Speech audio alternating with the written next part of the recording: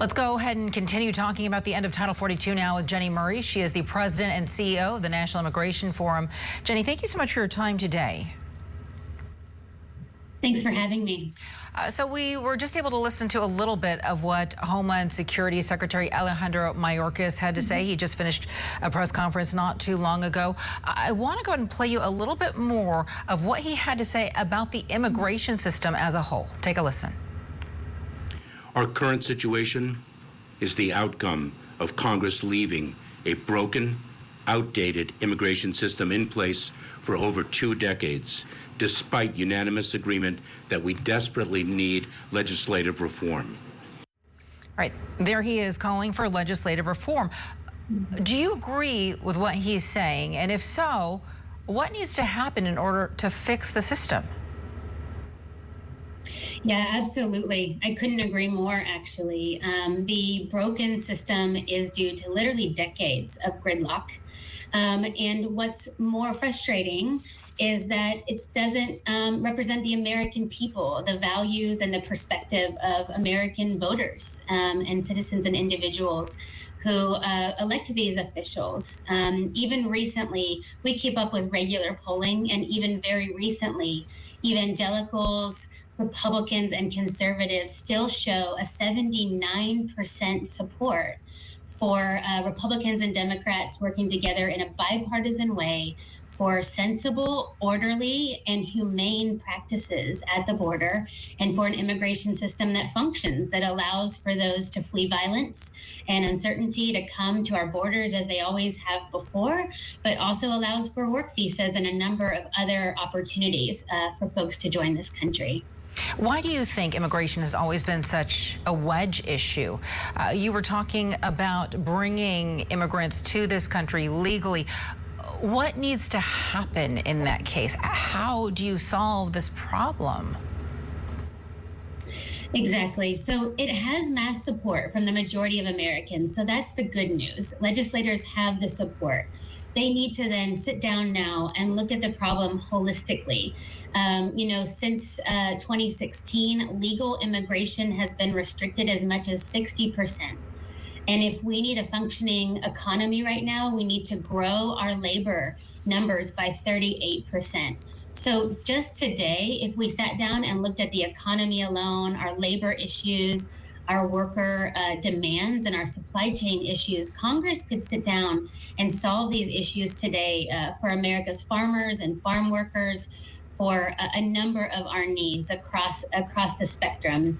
It just needs the willingness of our legislators to represent the people in this case, which is over 80% of America, that wants to see these changes. They want to see a holistic policy solution and policy portfolio. And when you tie this issue to the economy, you really start to understand why there needs to be real immigration reform here in the United States. But Jennie, in the meantime, there are tens of thousands of migrants already amassed at the border. I wanted to ask you about what's happening right now. Are they getting the right information? Do they have the resources? Do they know what's coming next? Absolutely. This is one of the main challenges. As the coverage before me rightly showed, Title 42 was a health policy that was used for immigration purposes. So very failed type of policy to solve for a different issue.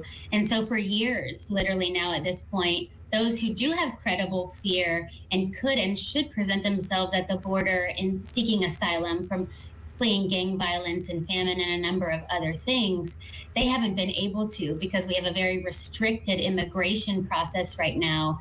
And so opening that up, the administration sending immediate resources to the border to help in a humanitarian way, but also for visa processing would go very far right now to ensure that these folks who, as you said, might be receiving other information or have just been waiting, which is mainly the case, would be able to be processed at the border in an orderly and humane fashion, which is really what we need immediately. And then in parallel, we need Congress to sit down and put forward some permanent solutions. So border towns right now are struggling with the influx of migrants. Take a listen to what the mayor of Laredo, Texas had to say yesterday. we're seeing some historic challenges in our border, as we know. As a border mayor, we're in the trenches of the immigration problem. So we're boarding up like if it's a hurricane coming.